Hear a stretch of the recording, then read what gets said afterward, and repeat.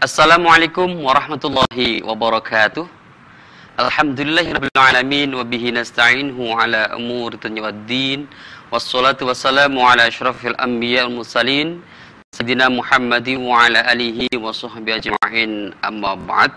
Pemirsa, alhamdulillahirabbil alamin, kita bersama kembali di Hujjah Aswaja, satu program yang kita tunggu-tunggu untuk membahas suatu permasalahan amalia dan ubudiyah masyarakat yang dibahas sesuai dengan dalil-dalil dan para ulama yang akurat. Pemirsa, Hujjah Aswaja terselenggara berkat kerjasama antara Aswaja NU Center PNU Jawa Timur dan juga didukung oleh Badan Amil Zakat Jawa Timur. Pemirsa, pada malam hari ini kita akan membahas tentang amaliyah yang mungkin akan kita laksanakan, yaitu tentang hari Rabu akhir Safar. Kita bahas dengan tema ada apa dengan Rebu Wekasan. Ini Rebu Wekasan ini mungkin sudah sering kita mendengarkan tentang Rebu Wekasan. Apakah ada amalan Rebu Wekasan dan apakah kita boleh melaksanakan sholatnya atau yang lainnya? Kita bahas di ada apa dengan Rebu Wekasan ini. Dan pemirsa, di studio setelah hadir sang inspirator Hujjah Aswaja sendiri dan beliau juga Direktur Aswaja Center NU Jawa Timur.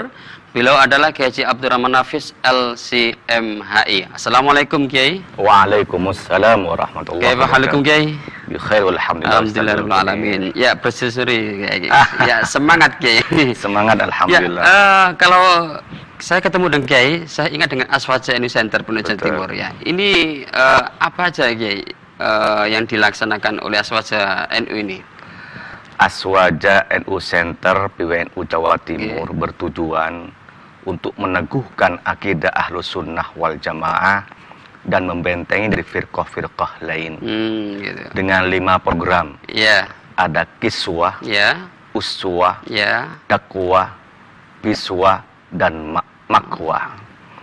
Kiswah, kajian Islam Ahlus Sunnah wal Jamaah, ini yang kita kerjasamakan dengan TV 9, gitu, jadi brandnya TV 9. Gitu. Ada juga dakwah, daurah kader Ahlus Sunnah wal Jamaah, itu pelatihan-pelatihan. Kita mengadakan pelatihan, ada yang paket A sehari, paket B 2 hari, paket C 3 hari. Yang ini apakah turba langsung, apakah sesuai dengan permintaan dari masyarakat Kiai? Ada yang kami punya jadwal khusus di PW secara berkala, ada juga kita sesuai dengan permintaan. Oh gitu Kiai. Kayak yang Sabtu Ahad kemarin kami itu di Bangkalan. Subhanallah. Sebelumnya juga pernah di Jayapura, Papua. Jayapura, Papua. Betul, ya. Subhanallah. Dan juga di cabang-cabang atau beberapa lembaga-lembaga. Gitu ya. Nah, itu 3 hal yang dibahas tentang masalah firqah-firqah, baik itu qaddimah wa hadithah, karena sekarang ini dahsyatnya kelompok-kelompok lain yang akan dibenturkan oleh orang yang tidak bertanggung jawab, maka kita kenalkan firqah-firqah itu. Yang kedua tentang mafhum Ahlus Sunnah wal Jamaah, tentu rujukannya adalah Kiai Hasyim Asy'ari, dan yang ketiga dalil amaliyah yang dikerjakan oleh warga NU. Begitu Kiai. Yang ketiga itu adalah biswah, bimbingan Islam Ahlus Sunnah wal Jamaah, memberikan bimbingan, tuntunan, menjawab pertanyaan, termasuk melalui buletin. Itu diterbitkan buletin Ashabi, Ashabi, sehingga mungkin yang ingin punya buletinnya ini bisa menghubungi biswah yang dikoordinir oleh Ustadz Fathul Qadir, yaitu Ashabi. Yang keempat yaitu tentang uswah, usaha sosialisasi Ahlus Sunnah wal Jamaah melalui media.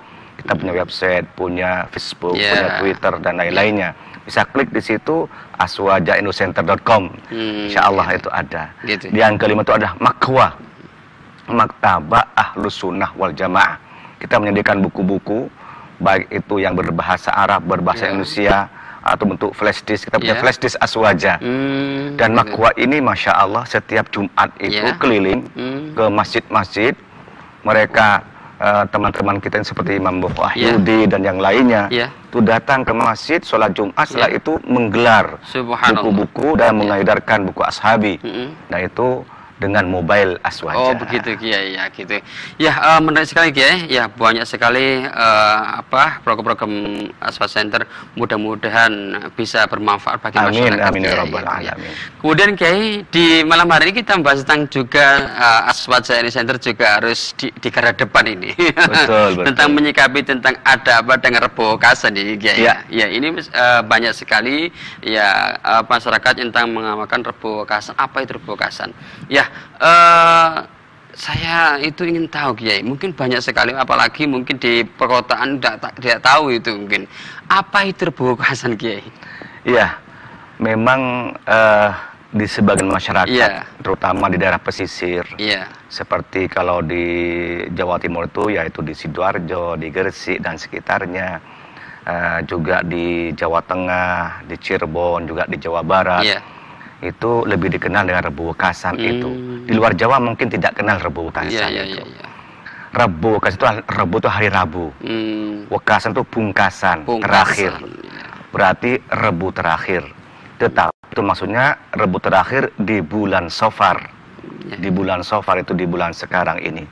Jadi kalau sekarang itu hari Senin, Ya. besok hari Selasa, maka besok malam itulah Rebu Wekasan. Ya, itu yang disebut Rebu Wekasan. Rebu Wekasan. Nah, di Rebu Wekasan ini diyakini oleh sebagian masyarakat sesuai dengan beberapa petunjuk yang mereka ketahui, Ya.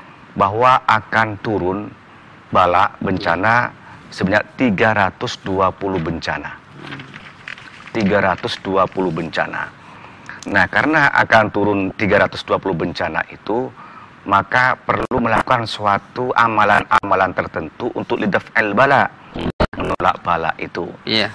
Ada umpamanya dengan sholat Rebu Wekasan, Okay. ada dengan umpamanya sedekah bubur suro, bubur Rebu Wekasan itu, ada dengan amalan-amalan yang lain yang di situ tujuannya untuk menolak bala di Rebu Wekasan itu. Ya, kata Rebu Wekasan itu mulai dari mana Kiai? Mulai dari kapan Kiai? Ini kalau kita lihat itu kalau kita lihat di di pedesaan ya, itu sudah mengenal, saya kecil sudah mengenal Rebu Wekasan. Itu Rebu Wekasan dari sejak kapan Kiai? Apa sejak Wali Songo gitu ya?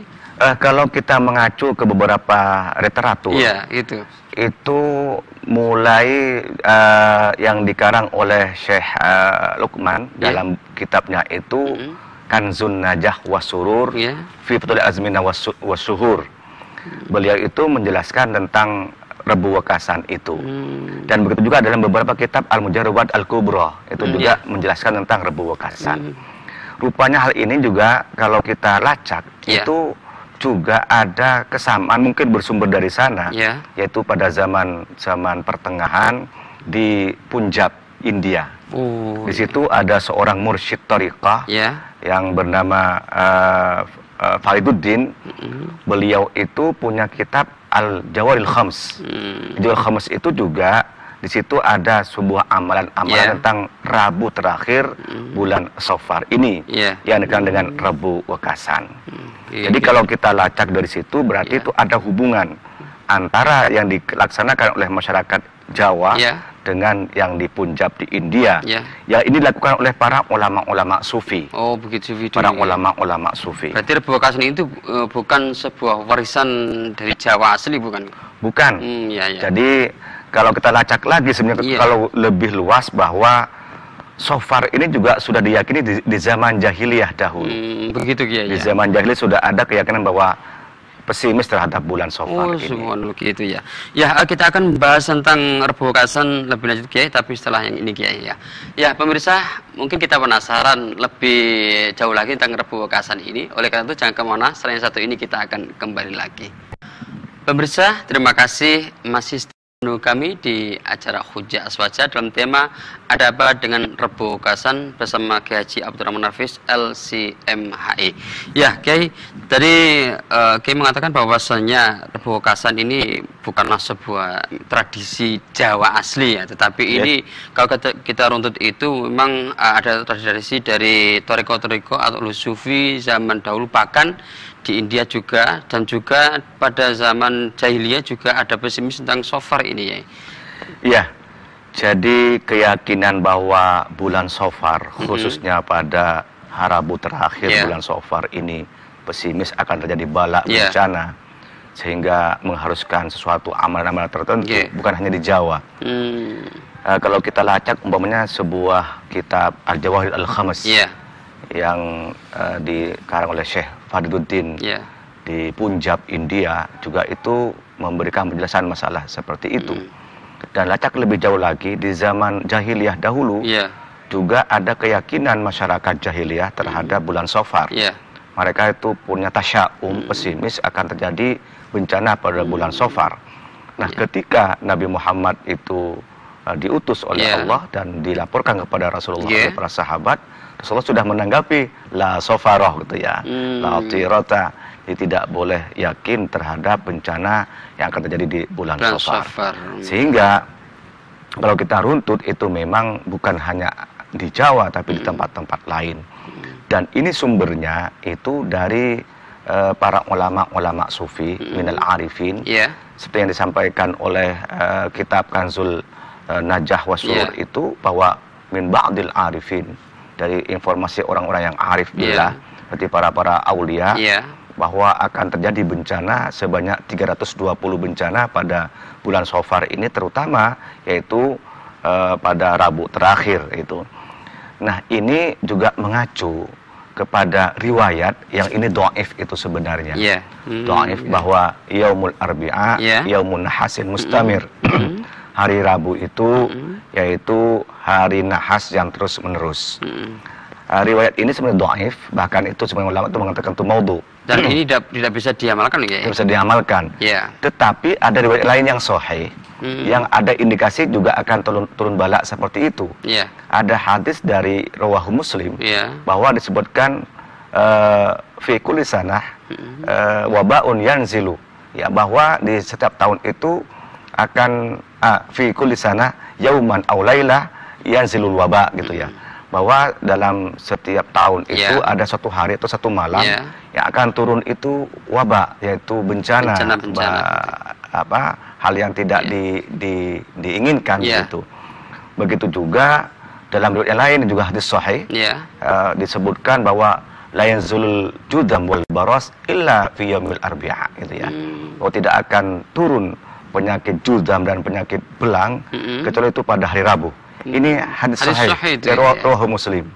Jadi kalau dikaitkan dengan hal itu, bahwa akan terjadi bala, akan terjadi bencana, itu akan terjadi. Cuma apakah Rabu wekasan, ini yang tidak bisa kemudian dipastikan untuk hal itu. Begitu. Jadi secara sumber atau secara dalil, kita kan di aswajan terhujahnya itu belum bisa dijadikan pegangan gitu sih.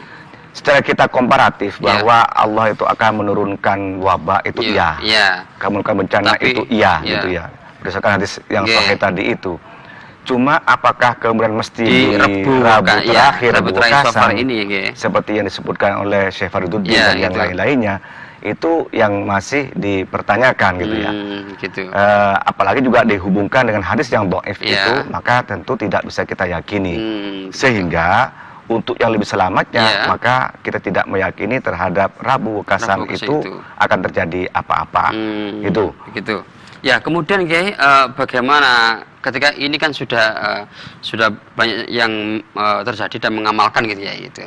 Dan bagaimana kita sebagai Islam Ahlus Sunnah wal Jamaah, dan juga mungkin kita juga mengikuti NU sendiri ya.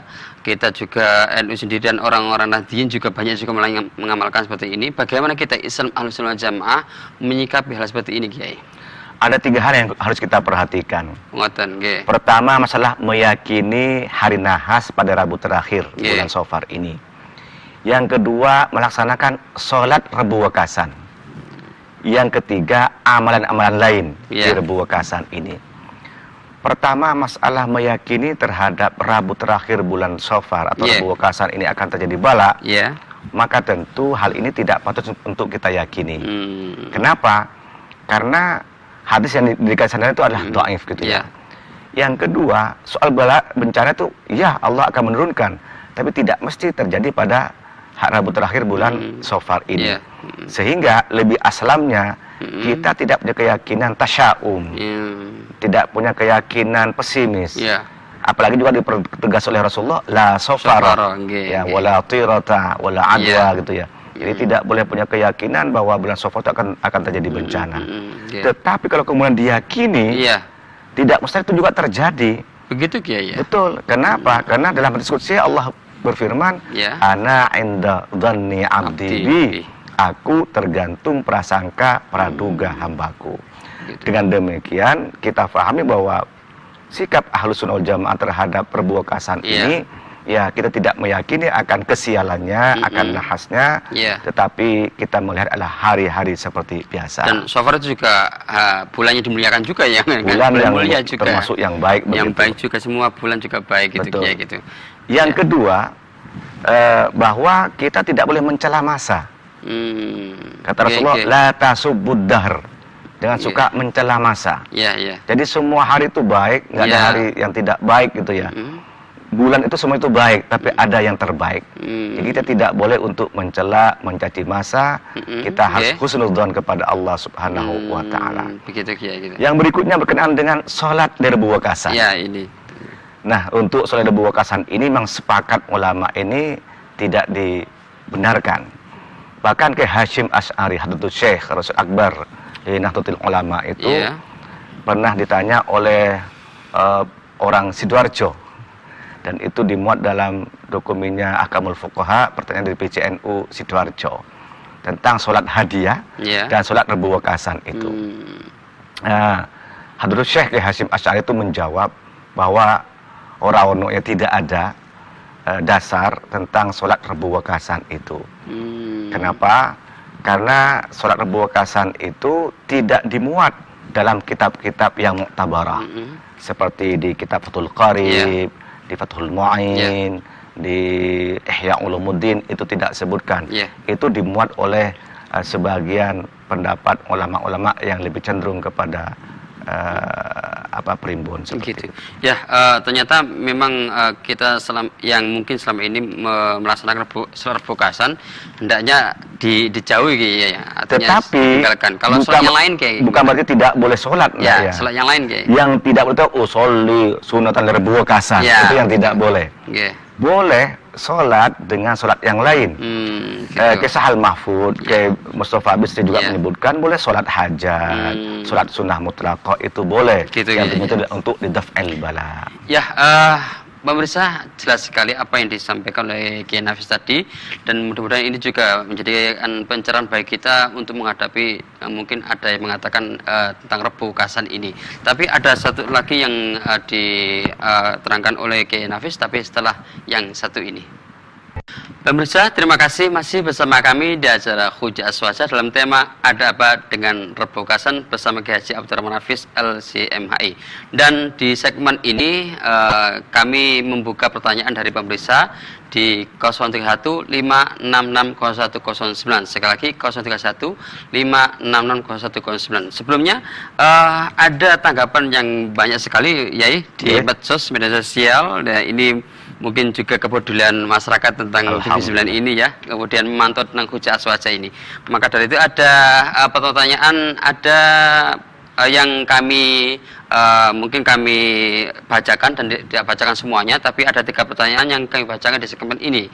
Yang pertama mungkin ada slide-nya nanti dari Isa Mansur @samansur85.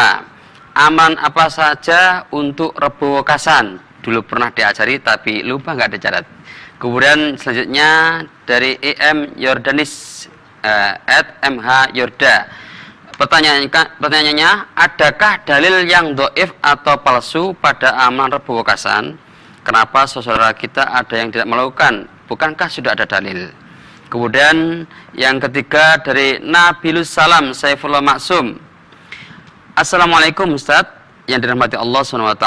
Saya mau tanya, apa keutamaan derbuwakasan? Apakah ada hadis sahih yang menyebutkan tentang derbuwakasan? Jika hadis tersebut dhaif, bagaimana jika ada seorang muslim mengamalkan hadis tersebut? Syukron jazakumullah ahsanal khair. Assalamualaikum warahmatullahi wabarakatuh. Ya, gimana Kiai? Ya, yang pertama bahwa derbuwakasan seperti yang saya sampaikan tadi itu berdasarkan dari karangan Syekh Abdul Hamid dalam kitabnya Kanzun Najah Wasyurur fi Fadailil Azminah Wasyuhur. Nah, beliau itu berdasarkan tentang bahwa di Rabu Wekasan itu akan terjadi 320 bencana. Dasar itu kepada dari pendapat para ulama-ulama al-arifin, para aulia, para orang-orang wali, bukan kepada hadis gitu ya. Gitu ya, gitu. Yang kedua, berkenaan dengan amalan-amalannya. Memang amalan apa yang diamalkan? Tergantung. Kalau itu memang sholat di Rabu Wekasan, ya memang tidak ada. Gitu. Tadi saya sampaikan bahwa Hadratus Syekh Hashim Asy'ari ketika ditanya oleh seorang dari Sidoarjo, beliau menjawab ora ono, ya. Tidak ada dasar tentang sholat di Rabu Wekasan. Gitu. Karena hal itu tidak dimuat dalam kitab-kitab yang mu'tabar seperti Fathul Qari, Fathul Mu'in, Ihya dan yang lain-lainnya. Dan juga di beberapa kitab-kitab hadis. Tetapi bisa itu diamalkan beberapa amalan-amalan. Tadi itu amalan apa?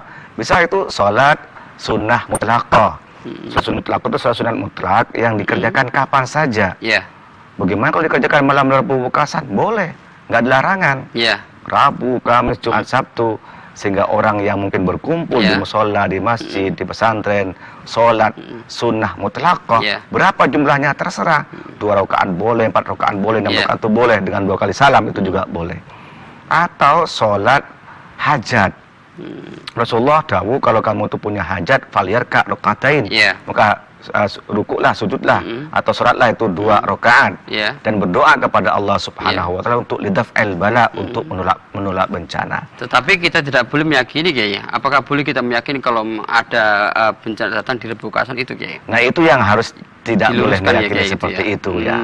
Gitu. Tapi kemungkinan di Rabu itu tidak dilarang gitu, gitu. Mungkin Rabu, mungkin Kamis, mungkin Jumat, itu seperti itu. Kemudian terakhir tadi, apakah ada hadis yang sahih, Kiai, tentang menyebut Rabu Wekasan ini, Kiai? Kalau hadis yang sahih tidak ditemukan bahwa itu Rabu Wekasan gitu ya. Tetapi bahwa akan turun bala bencana, itu saya katakan dari hadis Muslim bahwa fi kulli sana yauman aw laila yanzilu fihi waba gitu ya. Dalam setiap tahun tuh pasti ada satu hari atau satu malam yang di situ akan turun bencana. Itu hadis sahih Muslim ya. Dan begitu juga tidak akan terjadi judam ataupun baros kecuali pada hari Rabu.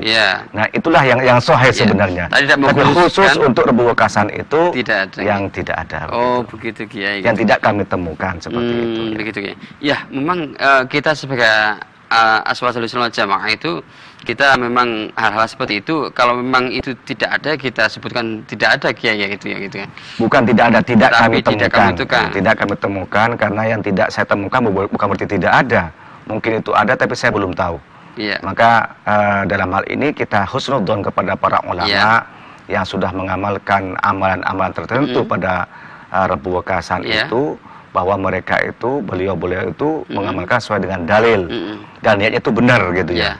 Umpamanya melaksanakan sholat. Mungkin orang itu berkata, oh sholat Rabu Wekasan. Namanya saja itu dianggap itu Rabu Wekasan. Padahal keyakinan kiai itu sholat hajat, sholat mutlaqah, tentu itu tidak disalahkan, dan itu benar. Kemudian mungkin generasi berikutnya yang salah menafsirkan gitu. Menamakannya itu karena itu Rabu Wekasan. Gitu. Yang berikut juga amalan-amalan yang lain, seperti umumnya baca Yasin 3 kali, baca istighfar, baca tasbih, tahmid, tahlil, atau juga sedekah gitu ya. Karena bermacam-macam. Ada yang kemudian dengan ziarah ke ulama-ulama tertentu, minta doa. Itu boleh-boleh saja. Kenapa? Karena kalau masalah baca Al-Qur'an, baca Yasin, bersedekah termasuk ibadah mutlaqah ghairi muqayyadah gitu ya. Ibadah yang mutlak, tidak terikat tata caranya, sehingga boleh dikerjakan kapan saja. Tapi kalau untuk sholat ini yang mahdhah muqayyadah. Dan untuk masalah ibadah itu harus kita perhatikan tuh WTC, waktu, tempat, cara. Ada yang sudah ditentukan waktunya, tempatnya, caranya, yaitu haji. Ditentukan tempat dan cara, waktu tidak, umroh. Ada ditentukan waktu dan cara, tempat tidak, itu sholat 5 waktu. Nah, adapun baca Al-Quran, baca Yasin, berzikir, berdoa, termasuk yang non-WTC itu, yang tidak ditentukan waktu dan tempat dan cara, sehingga bisa dikerjakan malam Jumat, malam Sabtu, malam Rabu itu juga diperbolehkan. Dan boleh juga gitu. Kemudian juga kalau umpamanya ada amalan-amalan ini kalau dibaca untuk nanti di Rebo Wekasan, apakah kita boleh mengamalkan itu ya? Sepanjang hal itu tafaulan, bahwa itu memang niat tabarukan dengan bacaan itu boleh-boleh saja. Boleh saja gitu ya. Bahwa dengan barokahnya kita bacaan-bacaan ini bermohon kepada Allah Subhanahu wa taala, lalu dikabulkan doa kita. Baik itu doa itu supaya lidfa'il bala, untuk menolak bencana, atau lijabul khair, untuk mendapatkan kebaikan, itu boleh-boleh saja. Tadi dasari bahwasanya kita sebaiknya tidak meyakini bahwasanya Rebo Wekasan itu bala itu. Bukan hanya Rebo Wekasan itu saja, bahwa Allah bisa menurunkan bala itu kapan saja. Kapan saja gitu ya. Ya, pemirsa, menarik sekali tentang jawaban dari Kiai Nafis tentang pertanyaan dari teman-teman di medsos tadi, dan kita masih ada lagi yang kita bahas di Hujah Aswaja malam ini, tapi kita koreksi sebentar, setelah ini kita akan kembali lagi. Pemirsa, terima kasih masih bersama kami di acara Hujah Aswaja dalam tema Adaba dengan Rebo Wekasan bersama Kiai Haji Abdurrahman Nafis LCMAI. Dan kami mengingatkan lagi pemirsa bisa interaktif dengan kami di 03156600109. Sekali lagi 03156600109. Mungkin pemirsa ada yang bertanya tentang Rebo Wekasan ini, atau mungkin pertanyakan tentang keabsahan tentang Rebo Wekasan ini, silakan di 03156600109. Ya, Kiai. Dari ulasan yang kita bahas tentang Rebo Wekasan ini, saya bisa menarik kesimpulan, Kiai. Yang pertama, Aswaja Center sendiri ketika memberikan sebuah justifikasi sebuah hukum, itu tidak semata tadi mengatakan bahwa salah saya, mamanya tidak ada hadis. Kemudian kita tidak bisa Kiai mengatakan bahwa itu tidak ada dasarnya, kemudian itu merupakan sebuah hal yang diharamkan. Itu hal seperti itu nampaknya di Aswaja Center itu dialihkan, diperhalus, Kiai. Apakah seperti itu memang Aswaja sih? Ya, kita melihat bahwa suatu perbuatan ini tidak hanya dilihat ada di zaman Nabi atau tidak. Tetapi kita lihat apakah ada dalilnya atau tidak. Gitu. Makanya kalau masih ada dalilnya, ada rujukannya, maka kita harus perhatikan hal itu. Tentu itu masalah khilafiyah. Kadang-kadang yang menjadi permasalahan ketika hukum itu ditarik kepada akidah, dan ketika dalil itu hanya yang muqayyad dan khos saja. Maksud saya begini, apa ini hukumnya? Hanya dua, kalau enggak bid'ah sunnah, kalau enggak sunnah bid'ah. Ini berarti sudah hukum fikih ditarik kepada akidah. Padahal bid'ah itu bukan hukum, tapi itu sifat atau perilaku yang perlu disifati, yang perlu dihukumi, perlu dihukumi. Nah, hukum itu kalau kita kaji itu di usul fikih itu ada dua, ada hukum taklifi, ada hukum wad'i. Yang taklifi itu ada 5, wajib, sunnah, mubah, makruh, haram. Nah, yang wad'i itu ada sebab, syarat, dan mani, kan seperti itu. Nah, kadang-kadang pokoknya di zaman Nabi nggak ada bid'ah, dolalah finar, itu tidak. Kita melihat ada sebenarnya itu. Yang kedua, dalil itu tidak hanya yang khas, muqayyad. Oh, ini dalilnya ini enggak. Ada dalil am yang sudah dicakup dari hal-hal yang kita kerjakan itu sendiri. Apakah berarti kita jangan serta-merta mengaitkan dalil bahwasanya Rasul tidak melakukan, dan ini merupakan sebuah hal yang bid'ah dan itu haram. At-tarku la yadullu 'alal man'i. Yang tidak dikerjakan Nabi, waktu itu dilarang. Ini Rasulullah dawuh. Ada telepon dulu ya. Kita terima. Assalamualaikum. Ya, dengan Ibu siapa? Dengan Ibu Yudia di Tulangan. Ibu Yudia di Tulangan. Silakan, Bu. Yang ditanyakan langsung saja. Ya, assalamualaikum Pak Yai. Waalaikumsalam warahmatullahi wabarakatuh. Monggo. Saya mau nanya Pak Yai. Ini kan sholat Rebo Wekasan kan nggak ada. Adanya sholat sunnah mutlak. Terus? Terus ini yang saya tanyakan itu, seandainya sholat sunnah mutlak itu dilakukan setelah sholat asar, gimana Pak Yai? Oh gitu ya. Oke. Ya, terima kasih Budi ya. Oke. Ya. Assalamualaikum. Waalaikumsalam warahmatullahi wabarakatuh. Ya, ini setelah asar kita laksanakan sholat mutlakoh ini. Mungkin mapak rebukasannya Kiai. Gimana Kiai? Sholat sunnah mutlak itu termasuk sholat sunnah yang tidak punya sebab, sehingga tidak boleh dikerjakan di waktu-waktu yang terlarang. Waktu yang terlarang itu ba'da asar dengan ba'da subuh. Yang boleh dikerjakan pada ba'da asar dan ba'da subuh itu yang sholat yang dzatu sabab, seperti sholat tahiyatul masjid, sholat sunat wudu, kemudian karena sholat gerhana, sholat jenazah, itu boleh. Karena itu artinya sholat yang dzatu sabab. Tetapi kalau sunnah mutlaqah ini tidak ada sebab, karena bebas begitu saja. Selain waktu-waktu yang dilarang itu. Tidak boleh Kiai ya dilaksanakan setelah asar. Tidak boleh dikerjakan setelah asar. Yang itu setelah maghrib, setelah isya itu diperbolehkan. Ya, kita lanjutkan Kiai. Pembicaraan kita tadi tentang kalau kita mengatakan sebuah hukum itu tidak bisa langsung dikaitkan dengan bid'ah gitu Kiai. Ya. Jadi sebuah ijtihad ulama itu dihargai oleh Rasulullah. Rasulullah tahu ijtihadul hakim fa asaba falahu ajran. Wa idza akhta'a falahu ajrun wahid. Seorang mujtahid itu berijtihad itu benar mendapatkan 2 pahala. Salah pun tidak dimurkai oleh Allah, masih mendapatkan itu 1 pahala. Nah, ijtihad para ulama ini tentu tidak akan sama. Karena kadang-kadang faktor referensinya, faktor pemahamannya itu berbeda. Sepanjang itu hasil daripada ijtihad mujtahidin itu diperbolehkan. Oh begitu Kiai ya. Kiai, nampaknya kita ini sudah di penghujung acara ini ya ini. Ya tidak terasa kita di akhir hujah aswaja ini, dan silakan Kiai di akhir hujah aswaja ini memberikan sebuah kesimpulan kepada pemirsa Kiai. Iya, Rebu Wakasan itu adalah Rebu terakhir di bulan Safar. Keyakinan bahwa akan turun 320 bencana itu adalah keyakinan yang disinyalir itu tidak benar. Karena rujukan-rujukannya itu adalah rujukan hadis yang tidak sahih.